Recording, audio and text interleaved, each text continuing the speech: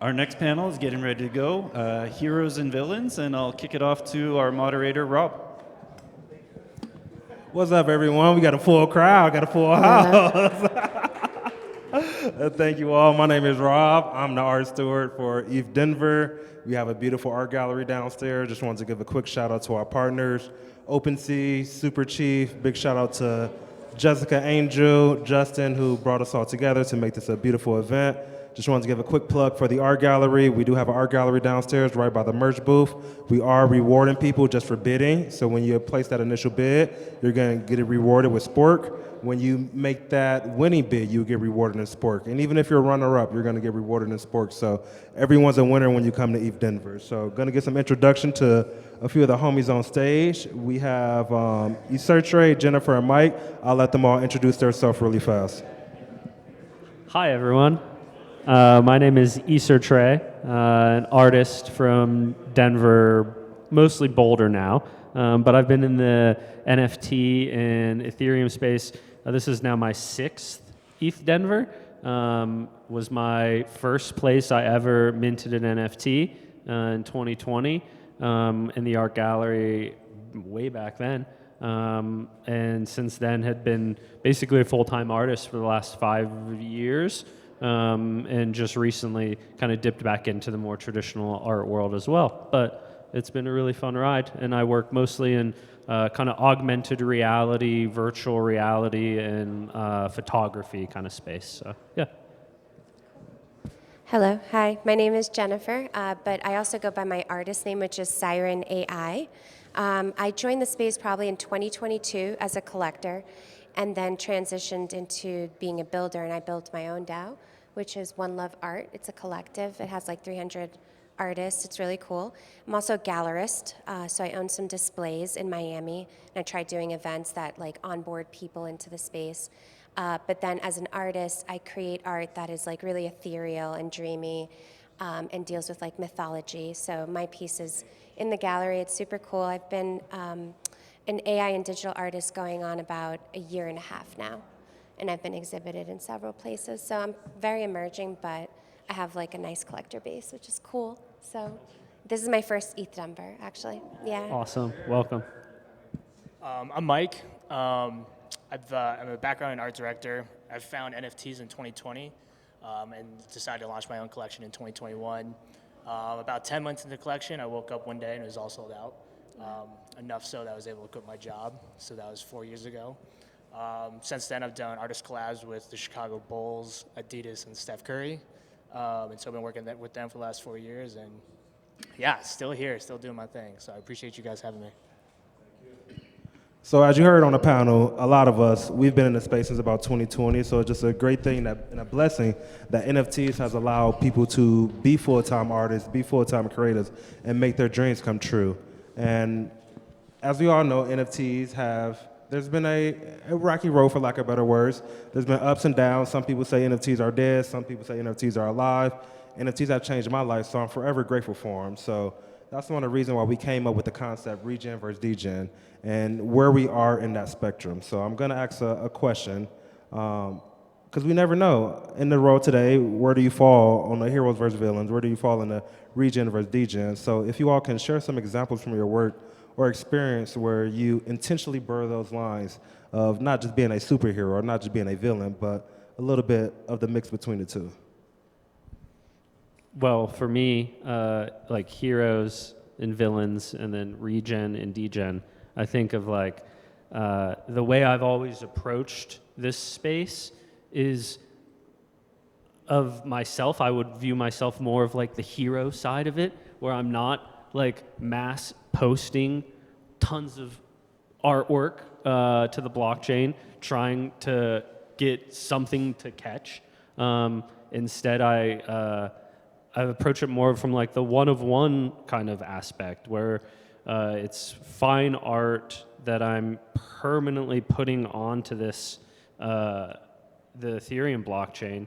And in this case, it's like, it's more about my true self and being like an artist and trying to do things that I believe in and not trying to just chase the bag per se, or try to make a lot of money by posting things that don't necessarily align with my vision as who I am as an artist and what I like to make. And all this stuff is permanent too. So I think long term, with people that say NFTs are dead, it's like I feel like things are still in the birth zone. Like this is still happening. There's still so much room for growth for creative and intelligent people to kind of bring their ideas to the table. It's not all about just like mass spamming stuff. So yeah, a little hero villain arc, I guess. More hero, I feel like. I love that. Hopefully. Anybody else want to add to that? Yeah, go for it. I think it really kind of comes down to perspective for me. I think when I quit my job, it was purely like, you're a degenerate. What do you mean you're quitting your job for NFTs?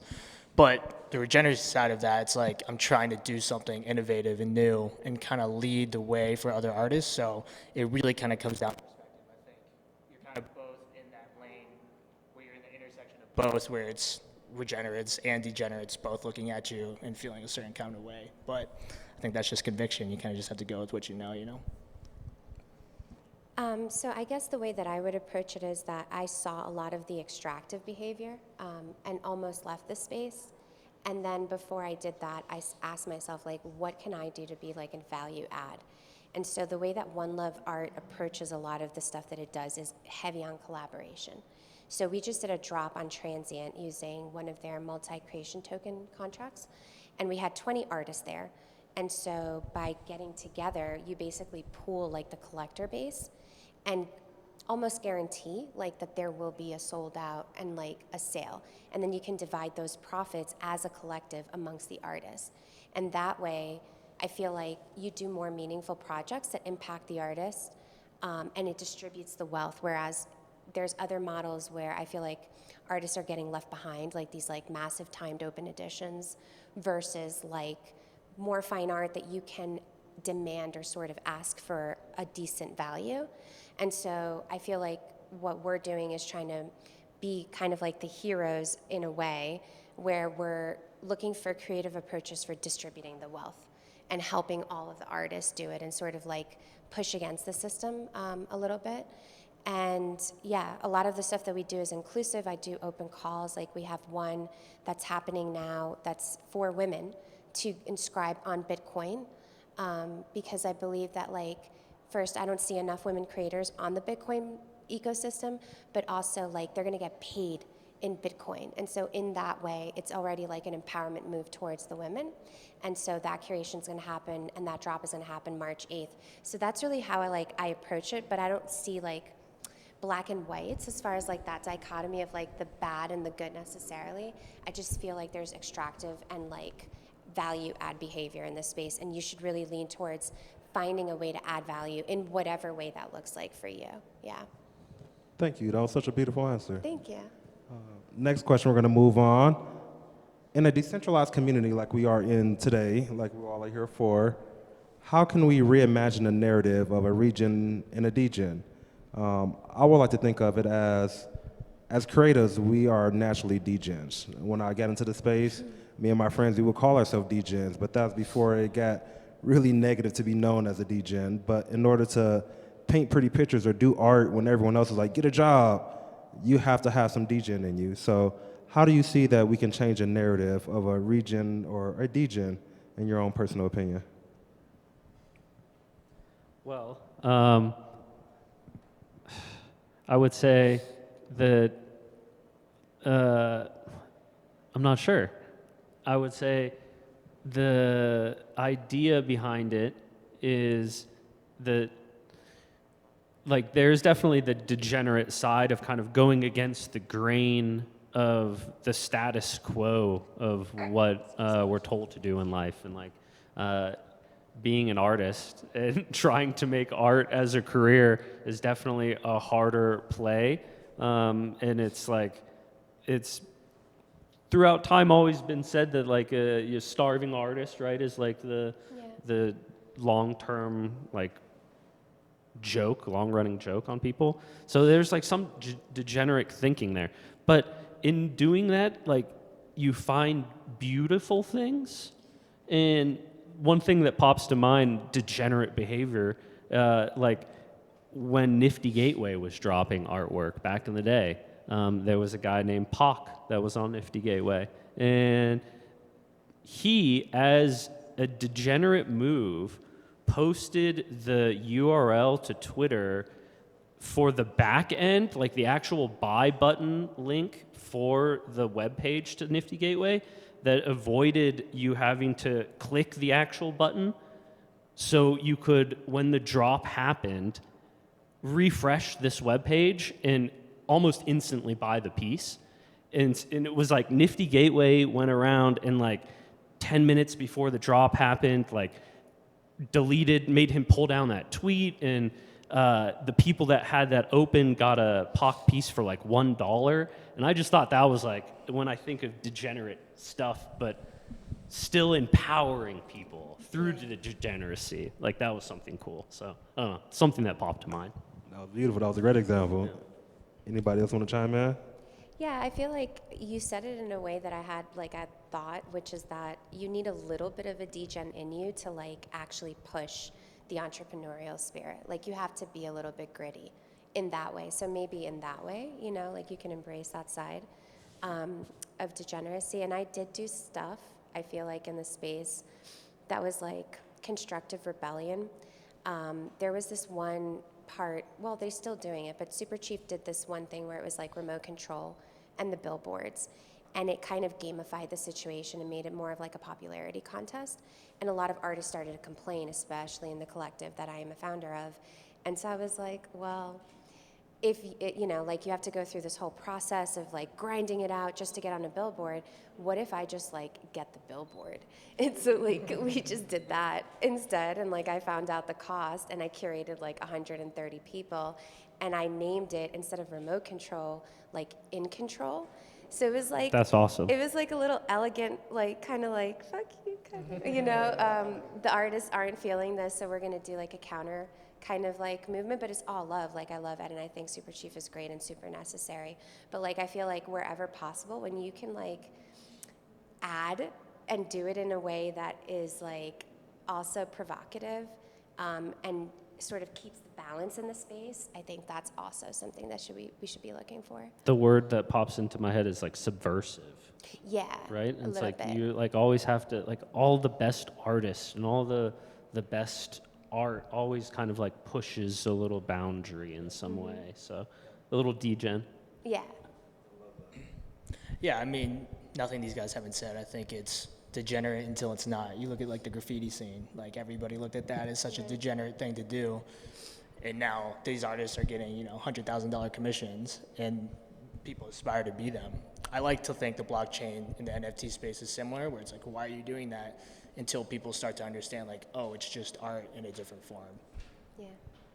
Thank you. So Mike and I and Mike, are on the curator team, so we help select the artists. And we have two of the artists who are featured in the gallery on stage. So I just wanted Jennifer and Isertra, if you can tell me a little bit more about the piece that you submitted to the open call. Sure. So mine is called Rise of the Machina. And my name, like I mentioned, is Siren AI. So I use AI tools a lot. And there's a downside to being sort of like a conceptual creator that uses tech, because you could literally lose yourself in space and time, like on a computer, just prompting and editing, and just, it's like a rabbit hole. And I found myself like actually saying, you are overusing technology. Like you are now getting to that point where it's unhealthy. And I was creating art right around the time of Miami Art Week, and that theme kept on coming up. And I felt like, am I the machine? Am I the human? Or is the AI that's helping me co-create, is it more humanistic than I think? And so I created a piece that's a cyborg, and she is holding a glowing flower, and she's admiring it, and she shouldn't be having these types of emotions because she's a cyborg. And so it's almost like calling to question, what is sentience and what is not? Sort of like that duality, that intersection of like art and technology. And so I see it as like a hopeful thing. And if you look at the piece, she's like very ethereal. The light of the flower is like really present. And so I see it as like, it's a positive thing so long as humans know how to control themselves, and there's a balance. And that's a theme that'll show up a lot in my art, including in that piece. So definitely check it out. I'd love for you guys to see it. Beautiful. Thank you so much. What about you, Sir Trey? Yeah, so my piece that's down there is a landscape photography piece. A lot of my work is landscape photography with comp rendered 3D objects.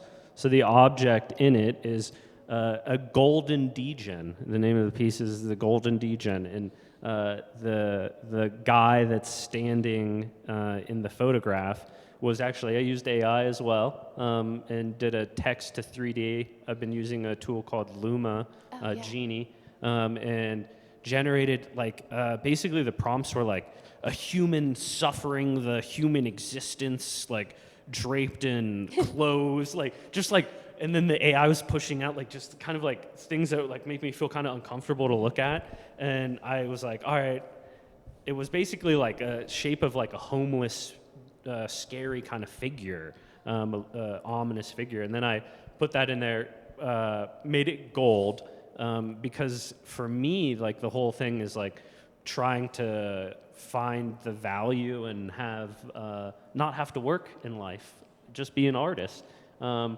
But in doing that, it's always like I'm trudging through life in the uncertainty, and like this guy's in the snow, and it's a beautiful landscape, but he's lonely, and sometimes that's how it feels. So yeah, that's kind of where what the piece represents.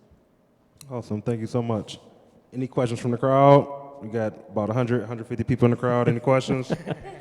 Okay, everyone seems not want to speak right now, but appreciate everyone putting their hands up. I just wanted to talk a little bit about the NFT and the Web3 space. One of my favorite things about it is the diversity, and it's not just the diversity of our skin color, but diversity of skill set of artists, the diversity in our fashion sense. A lot of times when you walk around in here, you can tell who's creative, who's artsy, and a lot of us kind of like huddle in the gallery area. So if you're looking to get into the Web3 space, you don't know how to code, you know how to draw a picture, you know how to draw a stick figure, you know, you build on CryptoVox, so whatever it may be, the art world is a very opening place. So if you want to get involved in the Web3 art scene, feel free to hit up any of us up on Telegram, on Twitter, Instagram, and we're always going to walk in with open arms. I really appreciate this art community. It has changed my life. It gave me a niche in the art world when it's hard to stand out. I've been able to work with museums. I've been able to work with big DAOs. I've been able to get my passport and go overseas just because I did a little bit of research on what an NFT was, what is blockchain technology, what is Web3. So I highly encourage everyone, if you want to get involved in the Web3 space, go into it, enter it through a art lens, and it might be able to change your life. You might be able to quit your job and work full time in this art space, just like we do. And I am a college dropout, first person to graduate high school in my family, and I've been able to do full time art because of this Web3 community. Thank you so much for all for being here. Thank you all for being on stage. Thank you, and I guys. hope you all have Thank a wonderful you. day. Thank you so much. Bid at the gallery. Thank you so much. Yeah, Bye. check out the gallery downstairs. Peace.